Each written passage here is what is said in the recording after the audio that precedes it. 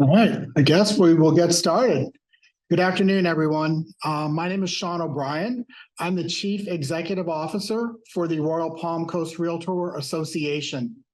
On behalf of your Board of Directors and our staff, we thank you for your time this afternoon.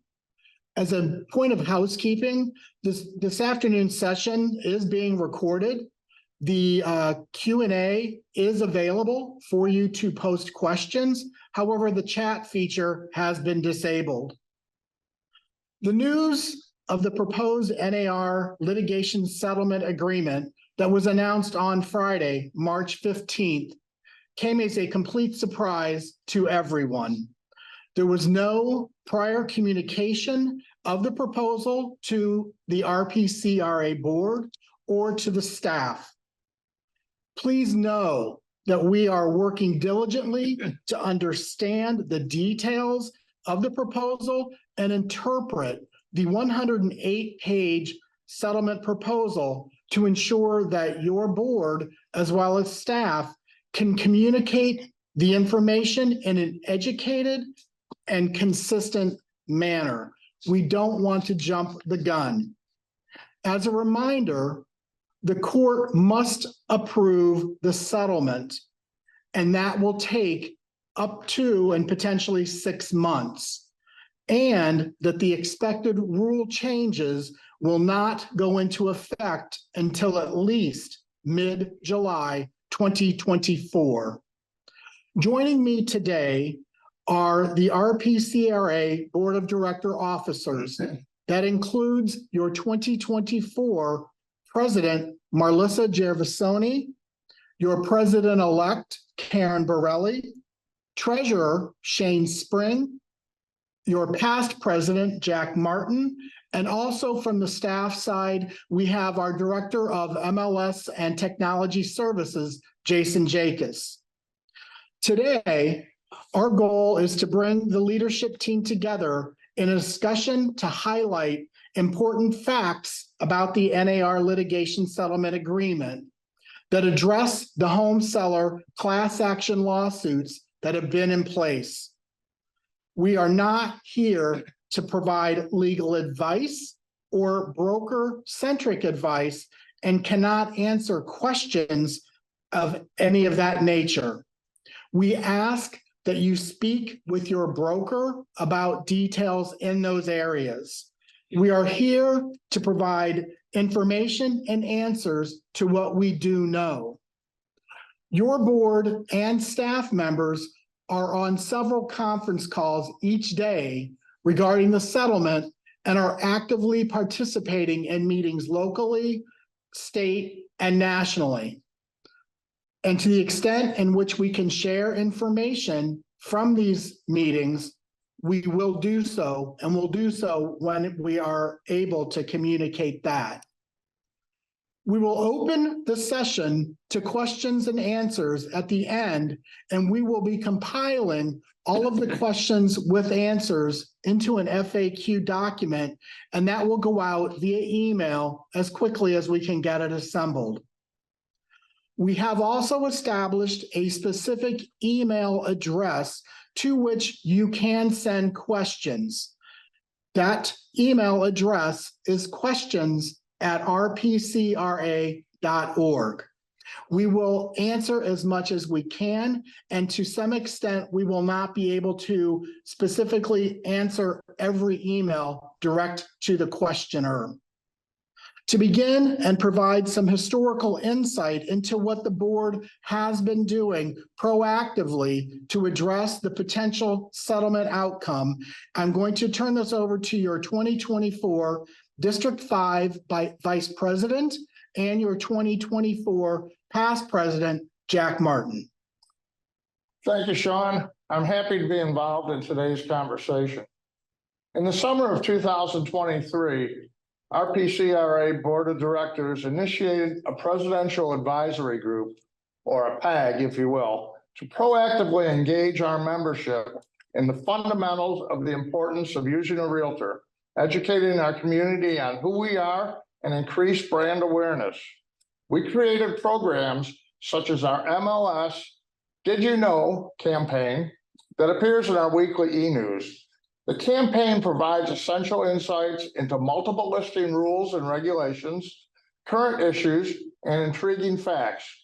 We increased free education to our members, and in working with Broward, Palm Beaches, and St. Lucie Realtors, we launched an Only a Realtor campaign as an investment into the industry. The purpose of the campaign is to reach and educate consumers on the essential role of a realtor. Historically, our PCRA was and has been in the front of this, even though it may not be apparent to everyone.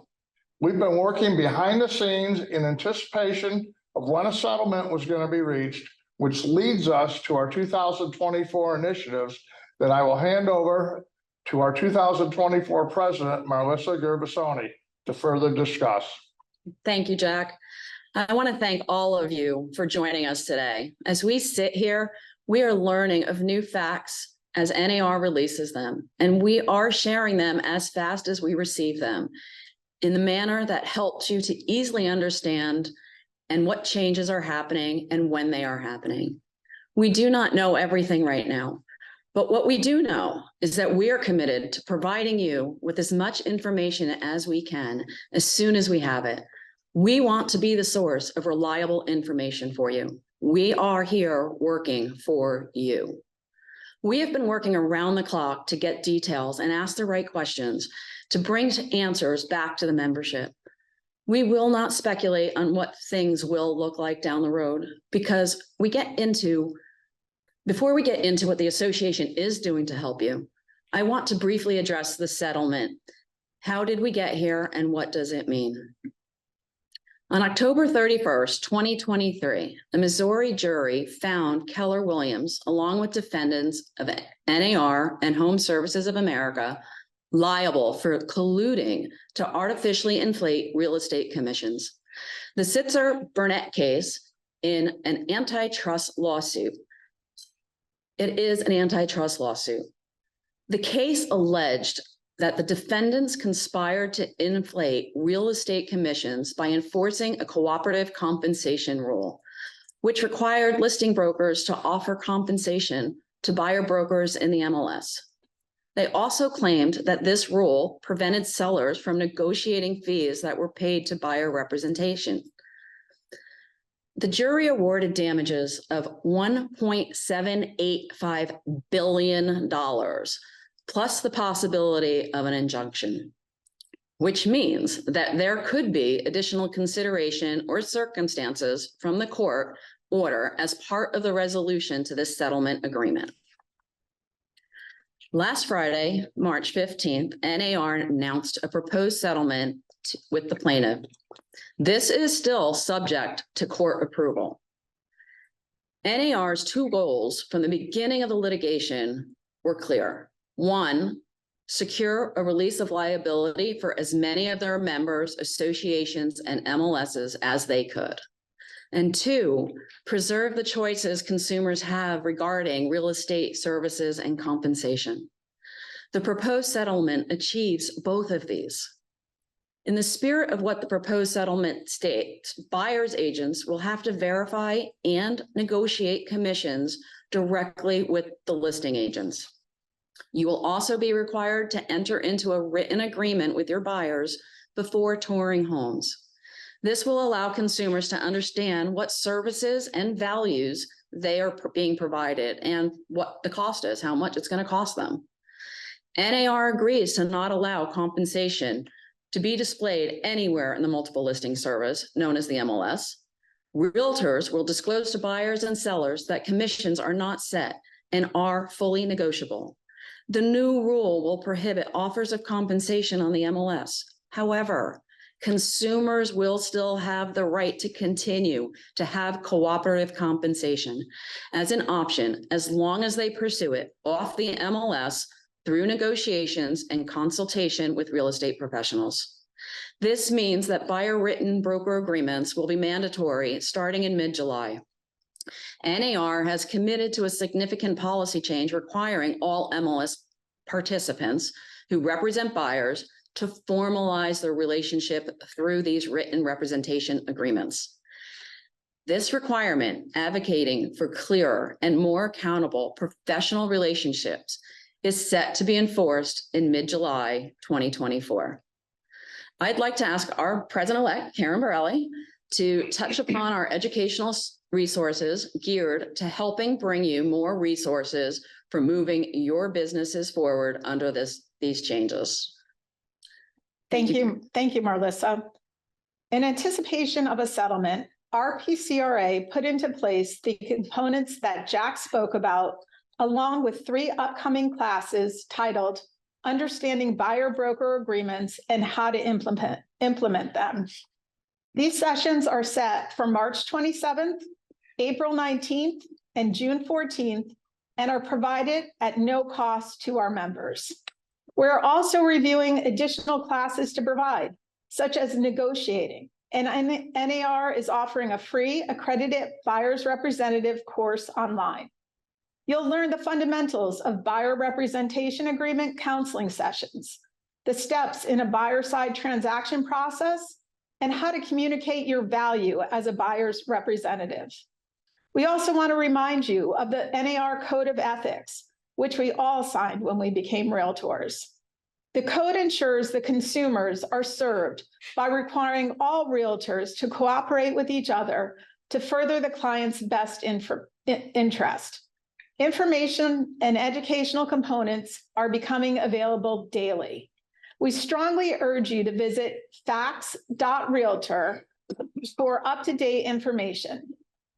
The best thing you can do for yourself right now is educate yourself, establish yourself as an expert in your field to cultivate a positive reputation. I'd like to turn it over now to your treasurer, Shane Spring. Thank you, Karen. To echo the comments that have been made, our PCRA is represented very well on a state and national level, serving on behalf of all of our members to be involved in all these conversations.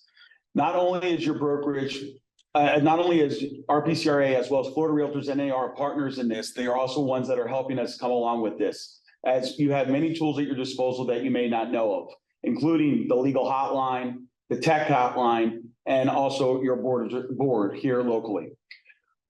We were unaware of what the changes were going to be and when they were expected to be announced and go in effect. We hear your concerns and are addressing them in our respective meetings with FR and NAR. We are actively addressing any inaccurate portrayals of our commission-based sales with the media, as there is a lot of speculation that is happening, and our job is to remain focused on the facts.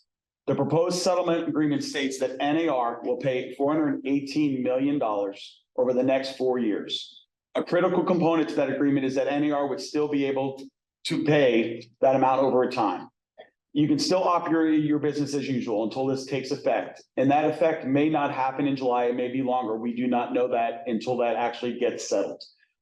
Our PCRA is your partner in its business, and we're dedicated to assisting you in any step of the way. Now I'd like to turn it over to the RPCRA Director of MLS, Jason Jacobs. Thank you, Shane. I want everybody to know that the MLS still has value and understand that it's still intact.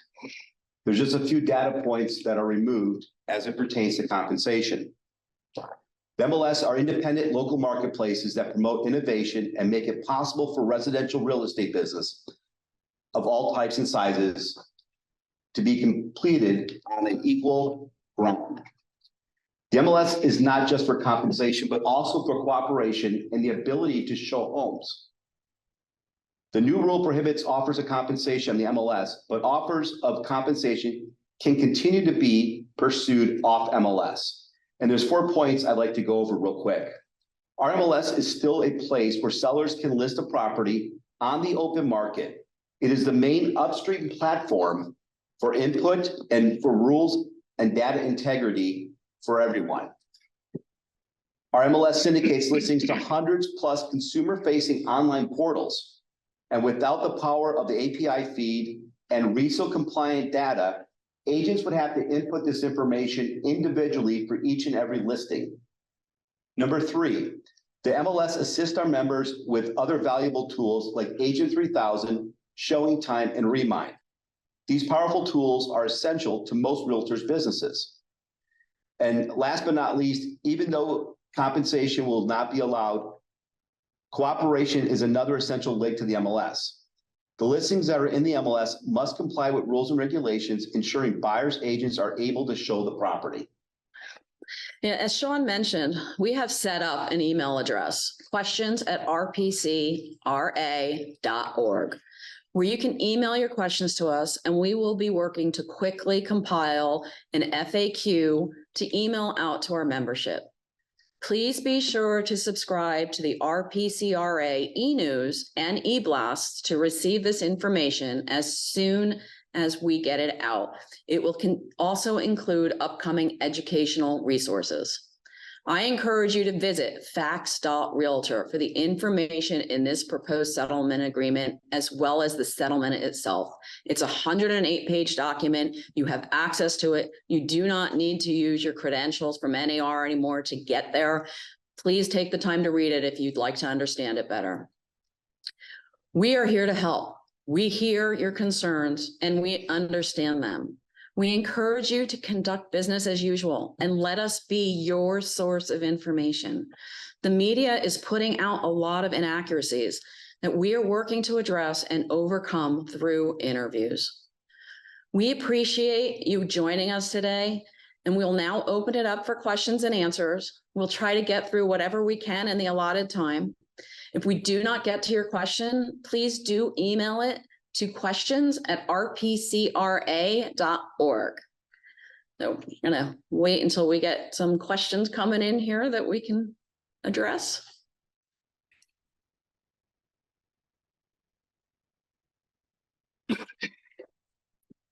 Okay, we got the first one here.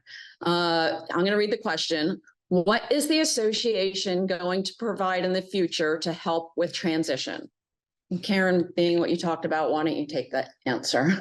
Okay, as stated before, we are having our understanding the buyer broker agreement classes. We have 3 of those coming up. We will be identifying appropriate classes on an ongoing basis, and we will fully communicate with our membership on information that we receive and on the classes being offered. Thank you, Karen. Okay. We've got another question up here. Jason, I'm going to turn this one over to you. The question is, why do we need an MLS? That's a fantastic question. First and foremost, the MLS is a go-to tool for our members. They go there to list their properties. They go there to search for properties. They've got integration with tax data, which is important to a transaction. Got information for showings on how to access the property itself.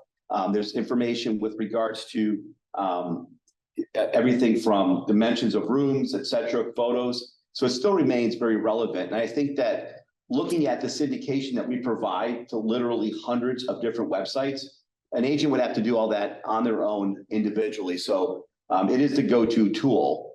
So I still think it's very, very relevant. They're just pulling out, as we know from the lawsuits and what it's about with compensation, those fields. So. Thank you, Jason. Okay, next question.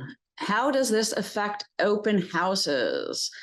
Shane, I think that fits kind of what you were talking about, if you want to take that on. It does, and as of today, it doesn't affect it. It's gonna be business as usual. You have an open house, you work. As time progresses and we get closer to when this is actually be implemented, things may change. To what extent, we don't know yet. I know Florida Realtors and NAR are looking at all options to help us be able to sell real estate all day long. But you also have your broker to talk to. They're there to help you and assist you in actually with your business. So this is conversations that we will keep everyone up to date with as time goes and more guidance comes out on where we're going to move. Thank you, Shane. Okay, next question. What's the time frame that this will go into effect? I'll take that one. NAR has pretty much said mid-July this is going into effect. That could change, and if it does, we'll be the first to let you know. We're on it. We're keeping in touch with everything that's happening at FR and NAR, but what we're being told right now, this is all mid-July, and it's all dependent on the settlement getting through the court system. Okay. Next question. Ah, why did NAR agree to a settlement versus an appeal they promised? Jason, I think you've got that table experience if you want to share some of that. Yeah, I think that, the lawsuit was 1.78 billion for an injunction. They were looking at appeal as it was stated, that, and a settlement was always on the table, always conversation that they were open to. I think it's, for us looking at this from the outside, it's always better to be able to control kind of your destiny a little bit. And either way, this would have came out. If you lost an appeal, I think that you're done. If you got the ability to go there and say, these are the things that we're willing to do to shape our business versus this is what you're going to do to shape your business, right? I mean, I don't know if you have any other insight, Shade, from your perspective on that. And at the end of the day, they had to come to some solution. And if we didn't get to a solution, it was just going to harm our business daily even more. We had to get to a point where we can move forward. And then as we do as realtors, we pivot every single day. We are here to make things happen. So at the end of the day, our businesses will change a little bit, but we will get there. And NAR saw that and saw an opportunity to help us now move forward and get past this and get back to our day-to-day of helping people find homes. Right. Thanks, guys. Okay. All right, this one's a little longer. Got another question. Can the listing broker advertise or offer the cooperating selling broker a sales commission using specific language described only in the confidential remarks agent area in the MLS listing? Jason, Mr. MLS guy. So I would say the answer is no. It says no compensation can be displayed on MLS. So my understanding, I'm reading the 108 pages, the FAQs. My understanding is that you're not going to be able to. In other conversations I've had, people have asked, can we put it in the showing time? And my understanding that's part of the MLS component and it should not be put there either. So the short answer is no. It should not be put in the listing anywhere. And I would just to echo that on a call I participated on today, that very question was raised, and through Florida Realtors, their direct guidance was no. It is to be listed nowhere in the MLS, and the confidential remarks is an MLS component, and that is not a place that it will be able to be included. It's nowhere in the MLS, sadly. Looks like we got a question that came in directly for Jason. Do you have any idea of what the seller's concessions input will look like in the MLS? And can you confirm yet that will be one way we communicate any commissions from the seller to the buyer broker? This has been less than 7 days, right? I'm involved in some meetings coming up here shortly that I'm hoping to get some insight to what that looks like. With a mid-July kind of ideal deadline for this to go into place, we're going to get a lot of information. And I know that this team here is dedicated to getting that information to our members as we get it. Right now, we don't know what that looks like. I know Sean was on a call today. There's calls tomorrow. There's calls next week. As this stuff unveils itself, we will communicate that to you as we start to get that. We're working with our vendors. With CoreLogic, as this is, a matrix integration component for us. But as we get this information, we will absolutely 100% communicate it. Today, we don't know. 6 days into this, tomorrow will be 7 days. That we all heard about this. We just don't have the answers right now. Thank you. So the next one, when you say buyer agency agreement, do you mean a single agent representation? Meaning we'd be a single agent with all 7 duties to the principal. I'll go ahead and take this one myself because I already use the buyer agency agreement in my business for several years. It means just agency explanation. You can still be non-rep, you can still be transaction, you can be a single agent. There are buyer broker agreements that exist from Florida Realtors on FAR documents. They clearly identify how you're representing them and what your cost is. And if there are retainer fees, you haven't looked at them yet, take a look at them online and attend the buyer broker agreement classes that we have coming that Karen mentioned. There's 3 of them. Make sure you attend them. Yeah, and I think I would add to that too, Marlissa, is, consult your broker. You know, That too, yeah. absolutely. Ask your broker that question. Okay, glasses back on. Is MLS typically the only place compensation cannot be displayed? So do you want to answer that since we're talking? Yeah, about I mean, so what I've read, that's the only place, it can be, from our understanding, that's the only place it cannot be displayed. And I would say that because the MLS settlement, or the lawsuit settlement rather, covers the MLSs that are wholly owned by the Realtor associations, they don't want them in there. So I don't know where else they would necessarily put them. There's been questions. I sat in a lot of groups this past week where there's talks about, individuals' websites and all this kind of stuff. And so I don't know, but MLS is specifically what's spelled out in the documents. Okay. So the next question, is there a predicted change or rewrite in our Florida contracts, specifically buyer broker agreements? So I don't think we have the answer to that yet. I mean, Florida is working on some changes to the contracts. I know you sit on some Florida committees that address this. Do you have anything to add? So there's been a performance pad that was initiated as of last year to address this, because we knew this was coming and we weren't sure where it was going to go. Our buyer's brokers agreement hasn't been updated since 2016, and we knew there had to be some changes anyway. So we've been looking at it, but there's not only this.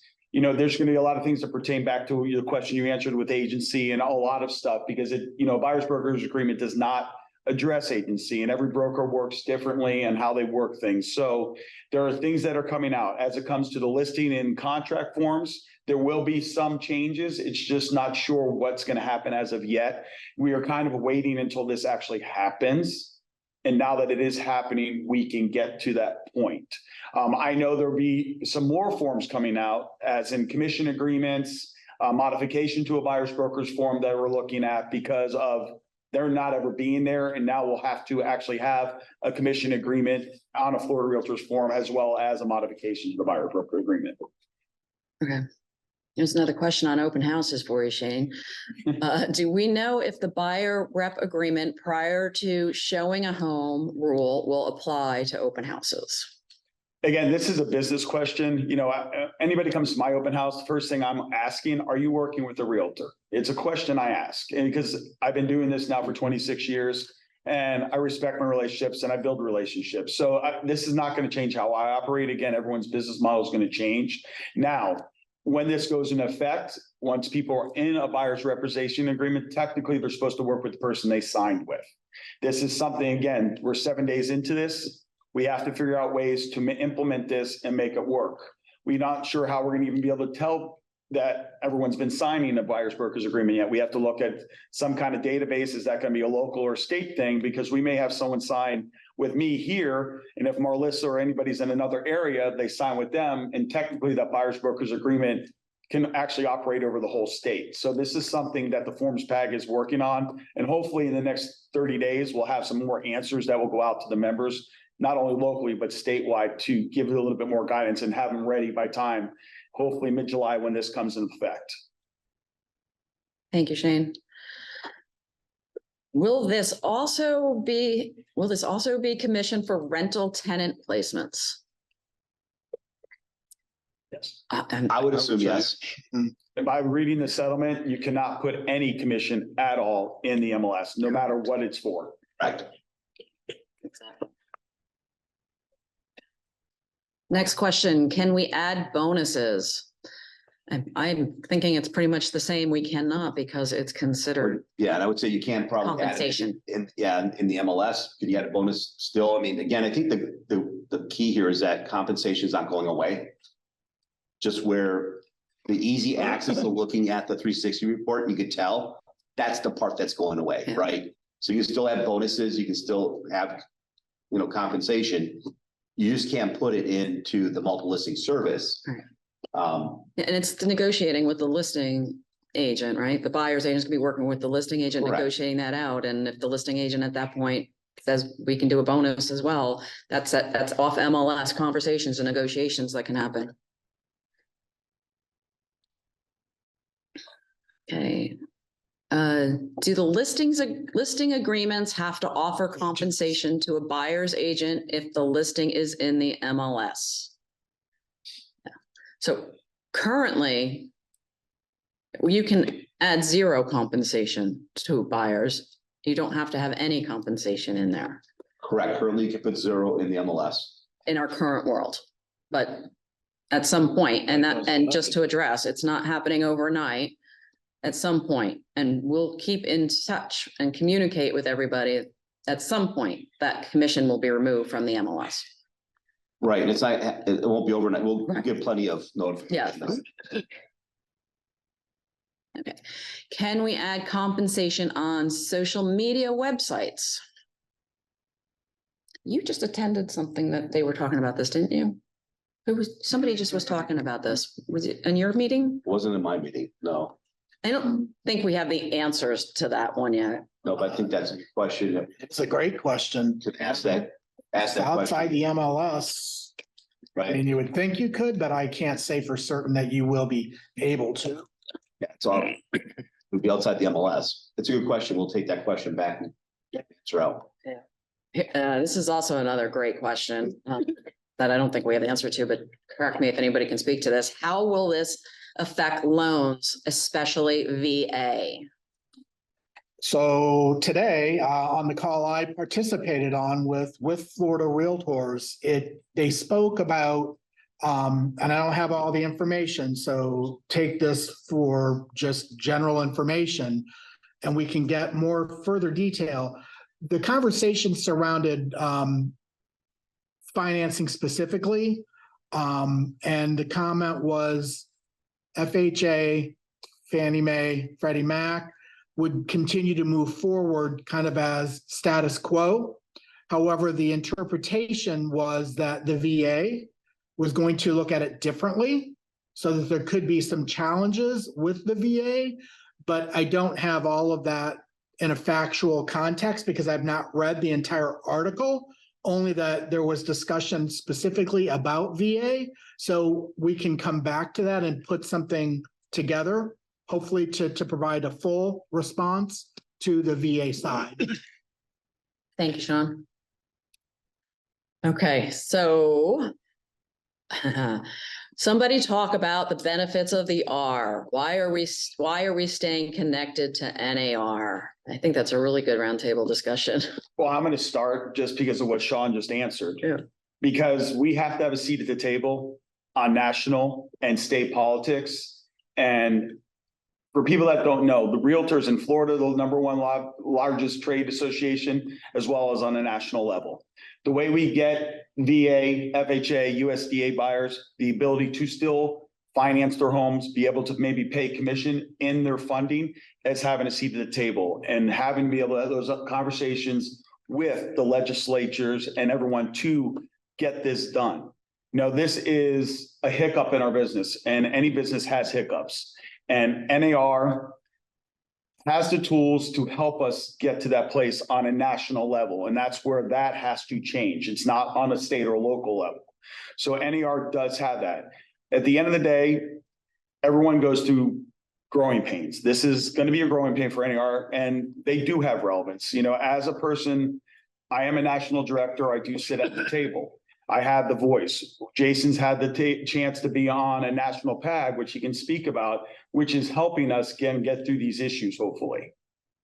Yeah, and I think that if I think you got to look at this from a 30,000-foot view. Had they not had this, lawsuit settlement, there were small, large, medium-sized brokers getting sued, individual agents getting sued. And I think that this will give there's protection there. Why would you not want to be part of the settlement versus outside of that circle? Number one. Number two, they do have the largest voice in advocacy with regards to homeownership rights. They fought a lot of things and they're fighting them for us. I don't think you'd get that benefit being on the sideline. And then also you've got other things with regards to the brand itself, being a realtor, right?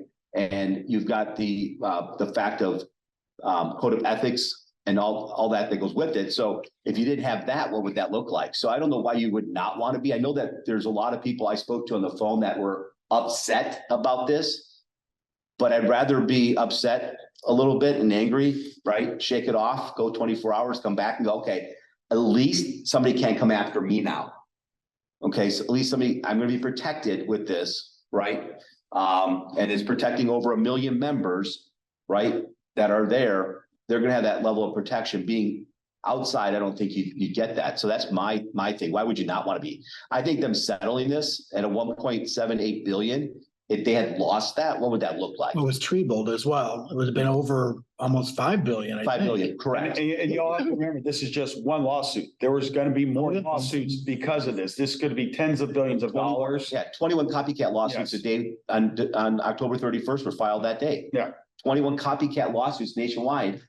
So I don't know. I mean, I don't know why you would not want to be. Yeah, I mean, you hit on some of the key points I was thinking about, what the R is. I mean, code of ethics, that's huge. We all agree to operate in a professional manner. Professionalism comes with NAR instead of flyby. Data integrity wasn't even talked about, but that's huge, it helps manage our expectations of data integrity too. And then branding the R is huge.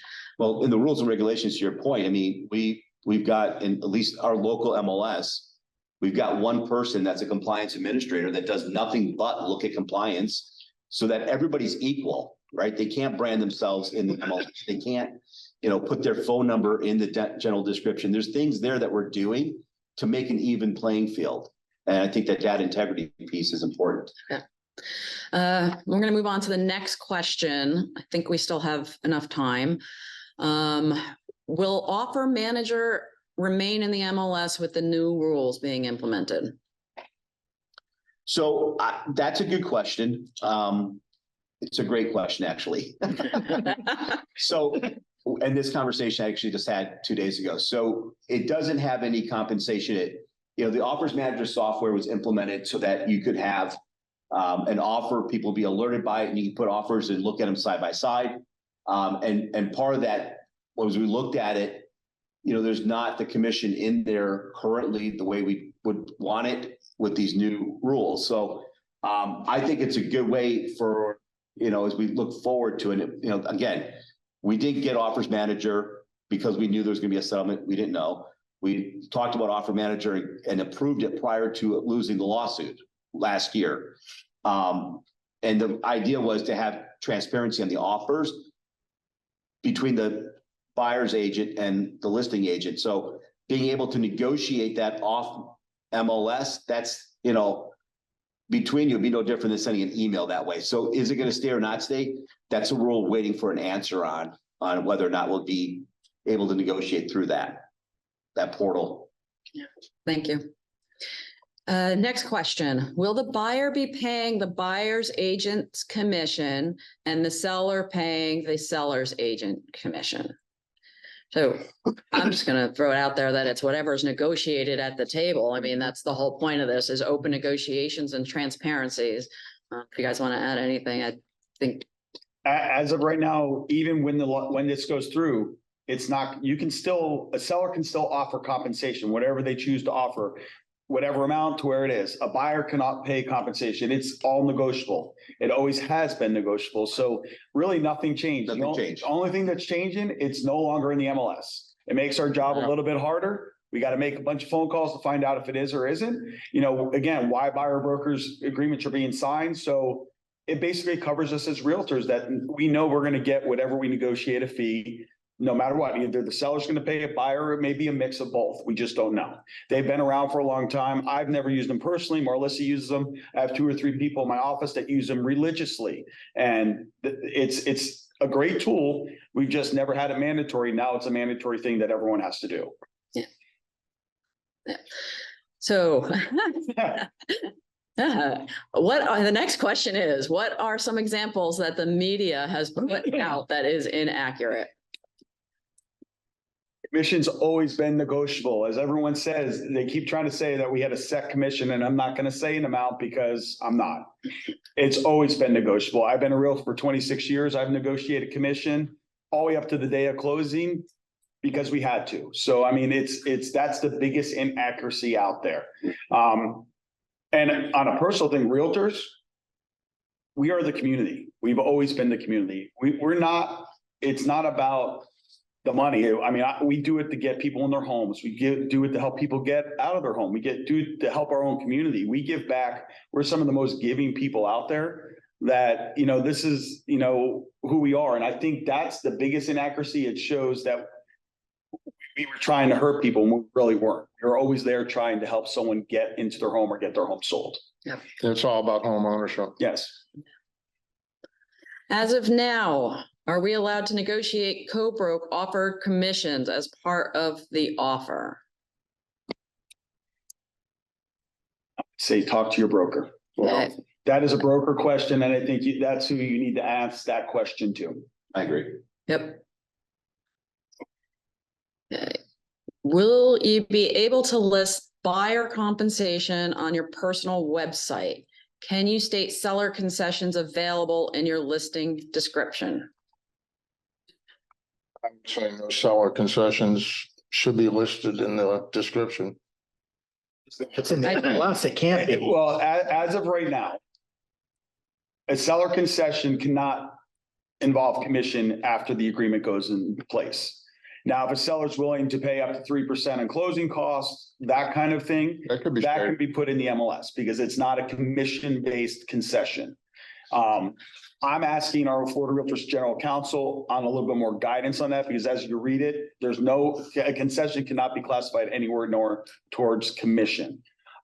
So yes, if the seller's gonna give $2,000 towards closing costs, $2,000 for an air conditioner, or whatever it is, yes, that could be transmitted as of now in the MLS. And I will add, I think we still have a lot to learn on that. This Yeah. is something that's still coming down the pike and we don't have all the answers for, but as soon as we have them, we'll absolutely communicate them. Right, and I would also add too, as of right now, the rule's not in effect. Right, so the rules, we haven't changed the MLS rule and regulation. We haven't changed anything that, so today, it's kind of, Business as usual. yeah. So how much time do we have? 1 minute? I think we have 1 minute left. So the next one is, how is NAR 15 minutes. No, we have 10 minutes. Okay, 15. sorry. How is NAR paying this? So honestly, I don't think we know. They haven't dispersed that yet. They did say that our dues were not going to go up. They came up with, 2024. what's that? 2024 Correct. dues would not increase. Yes, correct. So we don't have an answer to that right now. Okay. Questions on the future of transaction broker and what agency will look like in Florida. Has there been any discussion at state and national level and to agent? No, I haven't heard anything on that myself. On a state level, it was a very heated conversation in our PAG because it seems a lot of people are now switching back to different types of agency. And as a state, we've been overall generally a transaction state for a while now. That is something that will be addressed as we have to address it.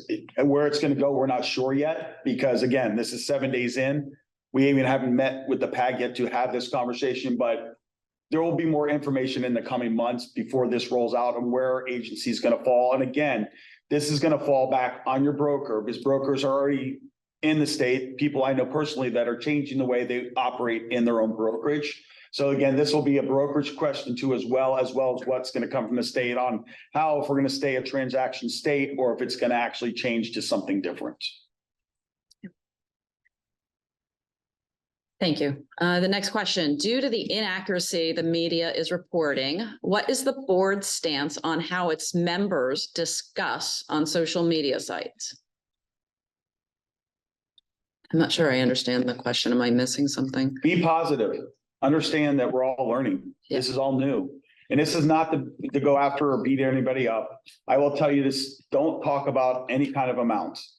Talk, have conversations. Don't throw commission amounts. Don't throw any kind of numbers out there. Let's have positive conversation because the only way we grow is by having a conversation and getting the questions out. And then definitely follow the code of ethics. Yeah. Absolutely. You definitely want to keep your ethics in line right now, without a doubt. As our attorney has often advised us, don't post anything that you have a fear of being read back to you in a court of law. I mean, Good point. that's always Truth. better safe than sorry. Yeah. Because just because you delete it doesn't mean that it's gone. Next question, will RPCRA still require brokerages and agents to be NAR members, or will membership be an option? So I would like to say that currently our situation, we are realtors, and that is a national brand. There's national, there's state, and there's local. We are realtors. We are realtors. So I would say we will remain NAR members. Anything else added to that? No, you covered it. Okay.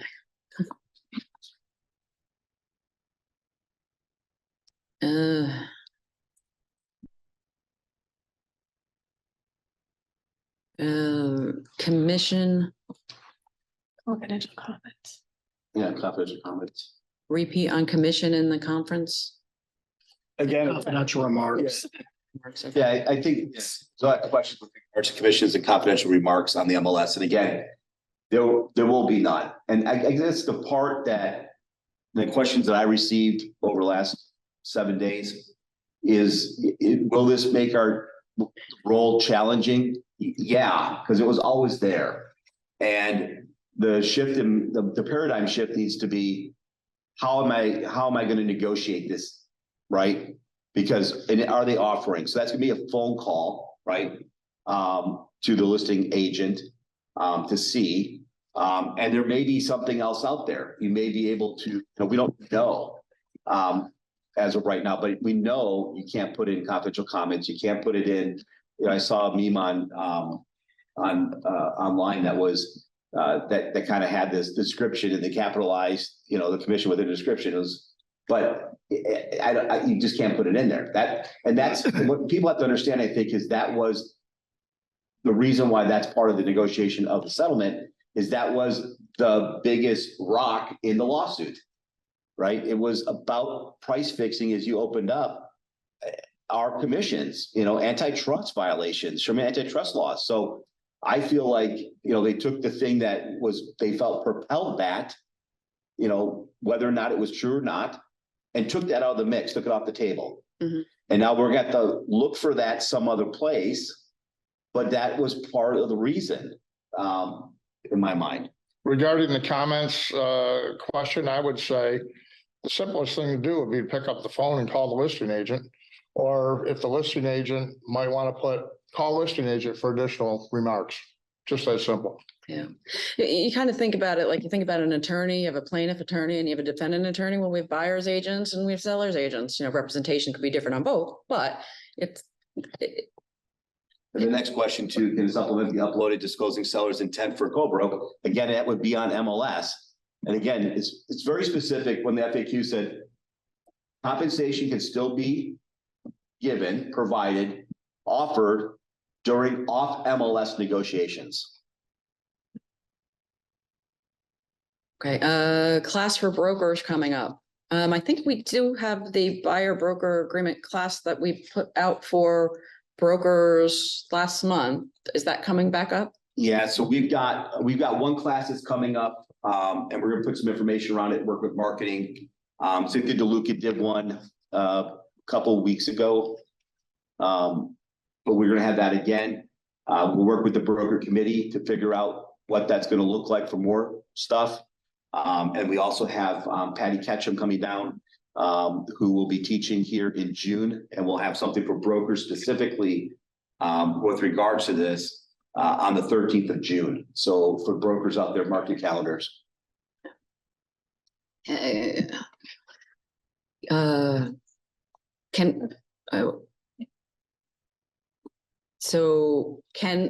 We can display it in Realtor.com since this is not an MLS, right?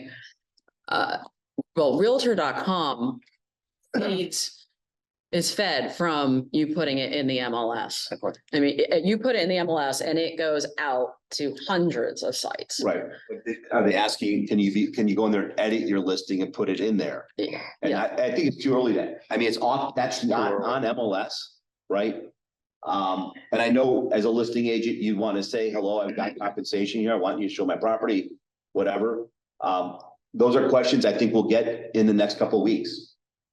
It's like you said, it's kind of like business as usual till we got a few months here, but as we get these questions answered, because offline portals is another question we're getting. Can we, on an offline portal, display commission? And, it's technically off MLS, so the answer you in your mind would be yes, but we don't know the real answer. So we'll get that. Here we've got meetings the first week of April. I was just gonna say that I think some of the meetings that we've got coming up in April are gonna help bring us more answers to all of these questions coming in.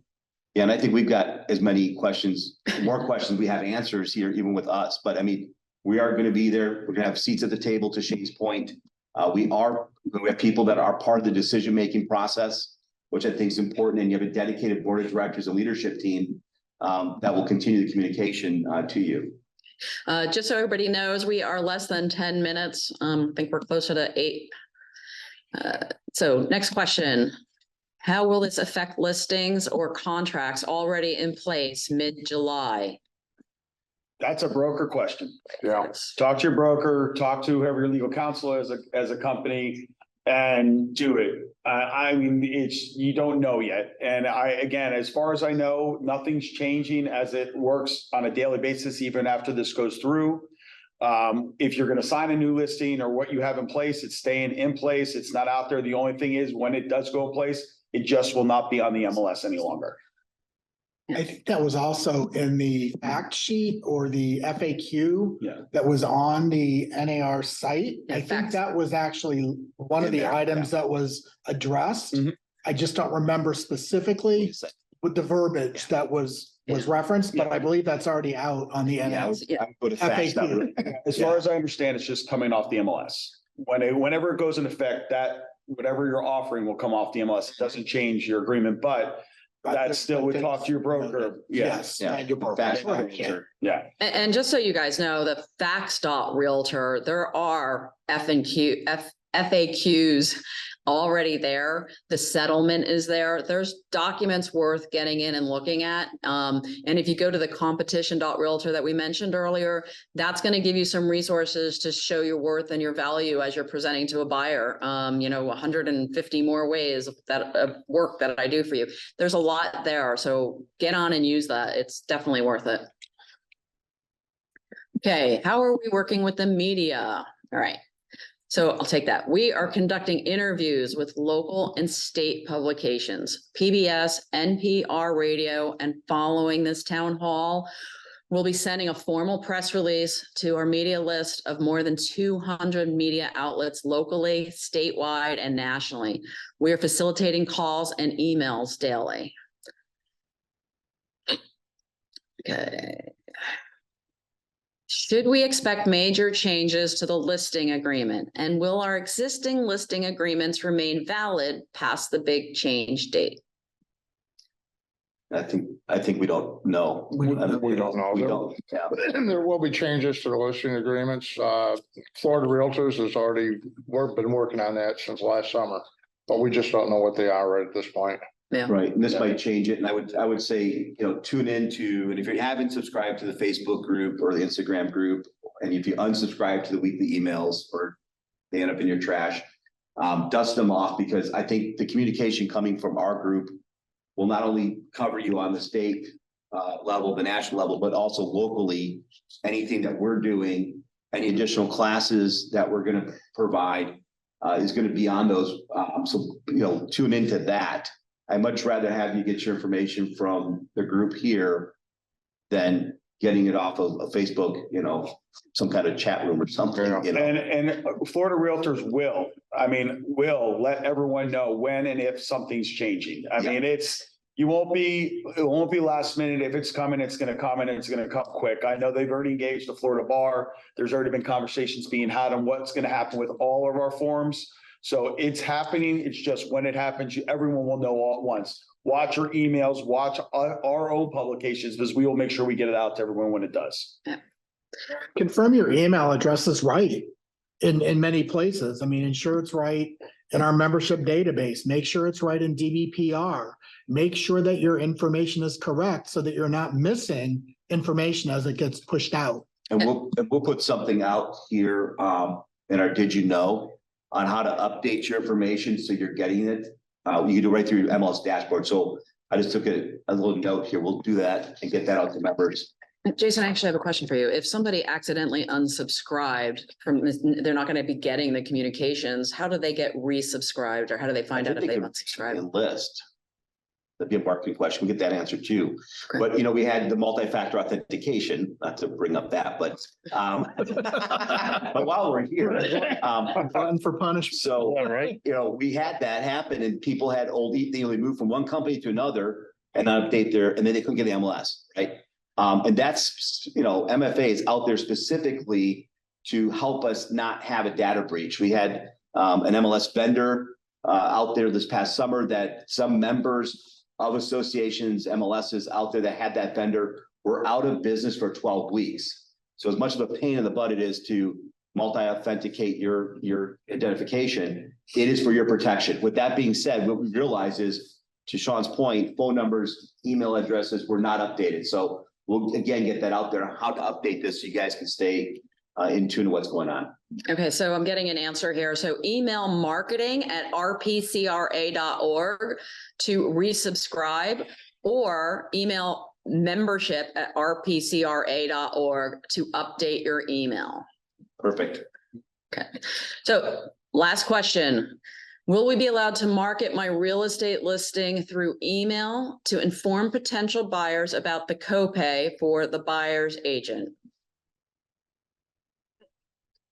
I don't know yet. We got some creative thinking going here, but I don't think we have all the answers yet. I mean, I don't know, but right now you go into an open house and you've got a flyer on the kitchen counter in a beautiful flyer box, right? And the price of it's in there. Could they add that? I mean, it's a great question. We'll get an answer for that. Okay, so I want to take the time for everybody that got onto this call, that spent all this time with our questions and answers. It's obvious that we're on it. We're working with the right people to get the answers, but we were as caught off guard as our members were.